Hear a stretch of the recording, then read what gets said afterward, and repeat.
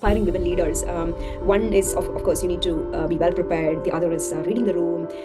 What else? What are the other pointers for them? Claim the seat at the table. I always say this.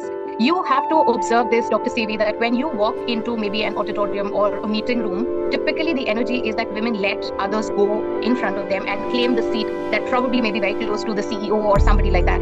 They don't kind of walk ahead and claim that seat for themselves. Women need to claim that seat at the table. Don't push somebody forward. Don't, bring somebody ahead and say, oh, you can take the seat. It's okay. That seat's vacant. I very well will need to go and take that. And that's the confidence in which you have to lead. A lot of women, even when accepting awards, will not say thank you. I've worked very hard for this award. They will start thanking everybody in the world for, the award. My husband helped me. My family helped me. My boss helped me. No, but it's your hard work. You have accomplished what you have accomplished. Say thank you. Be proud of your own accomplishments. For once, don't explain. And that is so important. That self-awareness, that self-confidence in women really needs to be there as they kind of, and there is a lot of women in the workforce. I look at the diversity in organizations. Organizations are conscious. They want to have more women in leadership. They have that appetite of coaching, training women. There are so many women leadership development programs.